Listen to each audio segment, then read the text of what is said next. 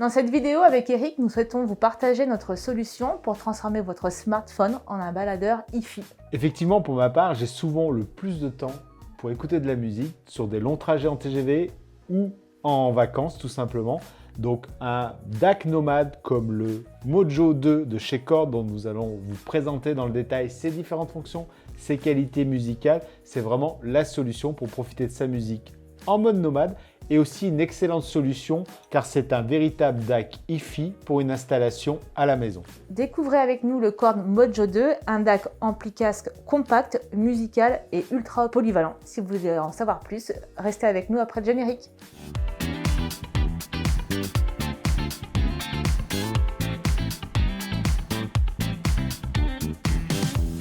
Eric, tu nous disais tout à l'heure que tu connaissais très bien la version 1 du DAC Chord Mojo. Aujourd'hui, Chord arrive avec sa version 2. Est-ce qu'il y a des différences entre les deux versions et des améliorations éventuellement? Alors, déjà d'un point de vue esthétique, on est vraiment sur deux produits strictement identiques. Ici, j'ai le Mojo version 1, le Mojo version 2. Donc, on est vraiment sur deux produits très similaires en termes de boîtier. On a ici quelque chose de très compact, 8 cm sur 6 cm, 2 cm seulement d'épaisseur. Donc effectivement, quand on le prend en main, en revanche, il y a une vraie densité. Bah oui, il pèse 180 grammes. Si je regarde les DAC nomades habituels, c'est une trentaine de grammes. Donc il y a vraiment une différence. Pour autant, il est très compact. Tu regardes à côté de mon iPhone 15, on est vraiment sur quelque chose de très petit. C'est la moitié en fait. Voilà, complètement. Donc c'est vraiment très dense. Comme toujours chez Chord, on va reprendre des boutons lumineux pour gérer les différentes fonctionnalités. Donc ça, c'est une particularité que l'on a aussi sur leur DAC plus sédentaire. Et point important, dans le domaine de la hi-fi, c'est conçu et fabriqué au Royaume-Uni, donc dans un beau boîtier aluminium massif. Donc déjà l'objet, j'apprécie beaucoup. Le Mojo 2 est vraiment dans la continuité du 1. Alors, qui dit version 2 je me pose la question de savoir si, d'un point de vue aussi esthétique ou alors en termes de fonctionnalité ou de commande, est-ce qu'il y a eu des évolutions ou des changements de la part de Chord? Alors, ce qui va nous interpeller tout de suite quand on regarde les deux, c'est qu'on a l'apparition d'un quatrième bouton. On a toujours le bouton Power, On-Off, le réglage des volumes sonores, plus, moins, et un quatrième bouton qui donne accès à des nouvelles fonctions. Donc là, on devine déjà que sur ce Chord 2, on est allé plus loin dans les fonctionnalités proposées. Après, en termes de connectique audio, on a toujours deux sorties analogiques au format mini jack 3,5, donc sur de la symétrique. Et puis, sur les entrées numériques, forcément, on est sur un DAC. Donc, sur les entrées numériques, on retrouve les connecteurs optiques, le connecteur mini jack coaxial, les connecteurs USB à la fois de charge et micro USB pour de connectique. Et heureusement, je dirais en 2024, apparaît aussi un connecteur au format USB-C. Donc voilà, ça va être la grosse différence en termes de connectique sur le Mojo version 2. On a très souvent cette question sur les DAC, c'est quels sont les formats que ce DAC peut décoder? Alors là, on est sur du très classique, c'est-à-dire qu'on va pouvoir gérer tous les formats audio numériques jusqu'à un encodage 32 bits, une fréquence d'échantillonnage jusqu'à 768 kHz. Donc autant dire que ça va avaler tous les formats qui est capable de gérer une application sur smartphone. Et puis on va même jusqu'au format DSD 256. Tu nous as parlé de 3 formats d'entrée audio, ce qui est plutôt rare sur un DAC. Qu'en est-il sur celui-ci? Surtout oui, sur un DAC nomade où habituellement on a surtout l'USB parce qu'on va le brancher sur un smartphone. C'est vrai que là c'est l'approche et ce qui me plaisait beaucoup sur le Mojo version 1 et qui a été fort heureusement conservé sur le Mojo 2, c'est qu'on va avoir la possibilité d'en faire un DAC aussi universel pour un usage à la maison. Donc avec le smartphone, bien évidemment, on va utiliser l'USB-C, qui est désormais présent aussi sur tous les nouveaux iPhones, iPad ou autres, ou beaucoup de téléphones Android récents. Ensuite, on a quand même conservé une entrée audio micro USB. Donc là, ça va être la garantie de pouvoir travailler avec tout ancien smartphone. Et sur cette approche plus sédentaire, c'est aussi à la maison un DAC qu'on va pouvoir utiliser avec son téléviseur, avec une platine CD et surtout avec un lecteur réseau que je vais pouvoir adresser depuis ce lecteur réseau, donc en optique, en coaxial et en USB, micro USB ou USB-C. Donc on voit vraiment voilà, le positionnement du Mojo 2, c'est comme le Mojo 1, c'est vraiment l'usage à la fois en balade, en nomade et à la fois à la maison. Et donc au titre des sorties audio, comme je le disais tout à l'heure, on a 2 sorties mini jack qui vont permettre soit d'adresser tout type de casque, parce qu'on a une belle puissance de sortie, ou de faire office bien entendu de pré-ampli, parce qu'on a un réglage de volume sonore ici, pour adresser son installation Hi-Fi dans le salon à la maison. Sur la version 1, Cord était venu, après la sortie du Mojo, nous proposer le Cord Poly qui était un lecteur ISO qui venait se plugger en fait sur le Mojo 1. Est-ce que le Mojo 2 du coup est toujours compatible avec le Poly? Exactement, la bonne nouvelle, vous disposez du Mojo 1, vous voulez aller vers le Mojo 2, on le verra musicalement, il y a un réel intérêt à évoluer là-dessus. Eh bien, on peut toujours venir plugger sur les entrées ici numériques la partie lecteur réseau qui est complètement compatible. Donc là, ils n'ont rien changé en termes de connectique. Aujourd'hui, je dirais dans cette vidéo, on va vraiment se focaliser sur les usages très simples et c'est pour ça que j'apprécie ce DAC-là, c'est-à-dire en usage nomade smartphone ou en DAC pour une installation Hi-Fi. On a vu ensemble, Eric, on va dire les premières différences entre le Mojo 1 et le Mojo 2. Le Mojo 1 était sorti en 2015, le Mojo 2 est sorti en 2022. Et aujourd'hui, qu'en est-il réellement de ces différences? Il y a une première différence, c'est que le Mojo 1, c'était un super produit, mais proposé à près de 600 €. D'ailleurs, c'était le cas du Mojo 2 à sa sortie. Là, depuis quelques mois, il a été repositionné à un prix qui, pour moi, est vraiment très attractif parce qu'on est juste en dessous des 500 € à 499 €. Donc là, très bonne nouvelle, parce qu'on va le voir, c'est une belle évolution du produit et 100 € de moins, donc ça en fait un très bon bonne DAC. nouvelle. Dans tout le monde du DAC et de la puce de conversion, on entend très souvent parler de SAM, Cirrus Logic, Texas Instruments. Et chez Cord, le choix de quelle marque en fait ont-ils fait sur la puce de conversion? Alors, Cord, c'est vraiment une marque qui est spécialisée dans les DAC, que ce soit les DAC Hi-Fi, on connaît le Too Cute, le Q-Test, le Hugo 2, etc. Donc, je dirais même leur entrée de gamme comme les Mojo 1 et Mojo 2 ne dérogent pas à la règle, c'est-à-dire qu'ils estiment qu'on est toujours mieux servi que par soi-même. Donc, eux, ils n'intègrent aucune des puces habituelles de conversion, des grands noms que tu as cités. Ils vont tout simplement programmer leur propre algorithme, c'est-à-dire qu'ils veulent inclure que la conversion numérique analogique, elle est faite selon leur recette à eux, parce qu'ils estiment qu'ils la maîtrisent le mieux. Donc, ils embarquent ce qu'on appelle des puces FPGA, qui sont donc des puces que, je dirais, tout bon ingénieur informatique acousticien va pouvoir programmer à sa sauce. Donc là, toujours pareil, on est sur une version plus évoluée, donc ça sera plus de vélocité, une meilleure capacité de traitement. En plus, ils ont inclus un nouveau DSP, et c'est là qu'on va voir l'intérêt de ce fameux bouton, le fameux bouton M menu, qui va permettre justement d'interagir avec le DSP, parce qu'on a un equalizer qui va permettre de travailler sur les 4 fréquences classiques, du bas du spectre des graves en montant jusqu'aux aigus. Et puis fonction bonus, il y a ces fameuses fonctions crossfeed qu'on voit sur pas mal de baladeurs, c'est très présent chez Astel & Kern, voilà, où on essaye de ramener la scène sonore davantage devant et pas la laisser dans nos oreilles. Pour une écoute un peu plus hi-fi comme une chaîne hi-fi en fait. Exactement. Donc là, c'est voilà, les grosses évolutions de ce Mojo 2. Et puis, cerise sur le gâteau, je dirais tout ça se fait avec une meilleure autonomie parce qu'on monte à 8 heures. J'étais plutôt sur 6 heures sur le précédent et franchement, après quelques semaines d'usage, on est vraiment sur une belle autonomie et une très bonne gestion de la batterie sur ce Mojo 2. Alors chez Cord, on aime bien les petits boutons ronds et colorés qui, moi, me font penser immédiatement à des Dragibus Haribo. Donc je trouve particulièrement esthétique ce DAC. Mais ces petits boutons, comment fonctionnent-ils ? Alors, c'est vrai que par moment, c'est un peu le cauchemar de la manipulation des produits. Je pense notamment au Too Cute, au Q-Test, où on a pareil 2 boutons Dragibus colorés. C'est pas toujours simple. Donc là, ils ont bien bossé le truc cette fois-ci sur le Mojo 2. Donc déjà, il y a une doc en ligne très complète. Donc, je vous invite à la lire. Et après, parce qu'on ne va pas se promener tout le temps avec son PDF ou autre, il y a le petit feuillet qui va bien là-dessus. Et finalement, franchement, après quelques minutes d'utilisation, on est vraiment très à l'aise avec toutes les fonctions. De toute façon, c'est très simple. On, off, réglage du volume sonore plus, moins. Et ensuite, alors ça, c'est des fonctions de base, avec des codes couleurs qui sont très simples à appréhender. Et enfin, quand je rentre dans le bouton menu, eh bien c'est simple, je fais défiler. Et puis on peut voir rouge, c'est pour gérer les graves.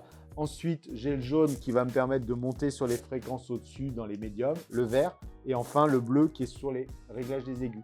Donc je choisis mes couleurs et après j'ajuste avec plus ou moins de graves, plus ou moins d'aigus. Donc franchement, c'est très très simple.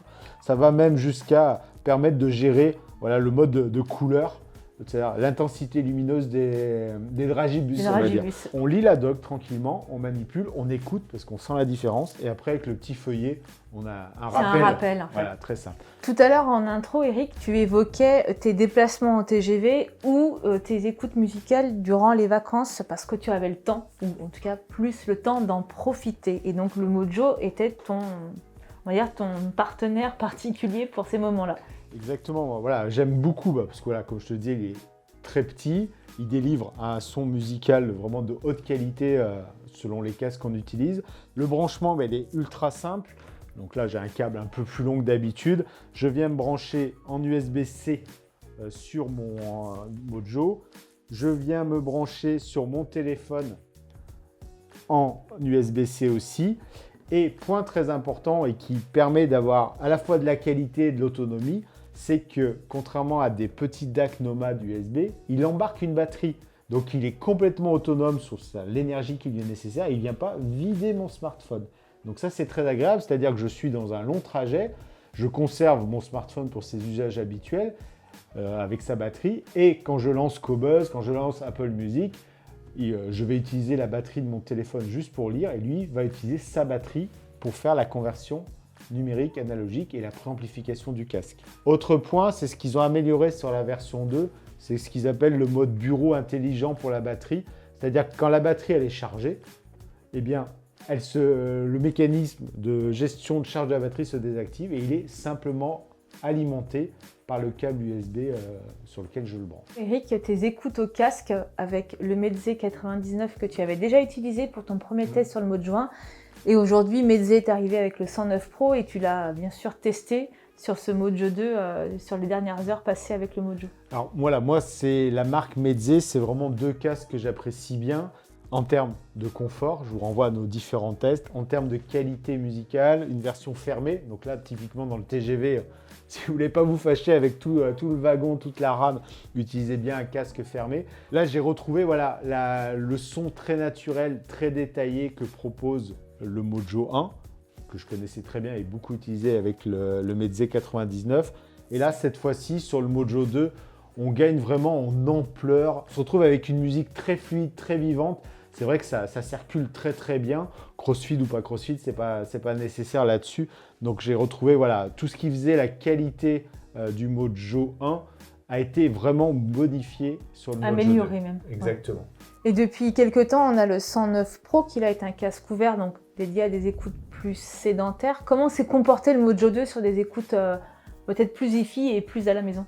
On le voit très bien avec le Mojo 2 qui permet par sa préamplification casque de gérer quasiment tous les casques du marché par la puissance qu'il délivre.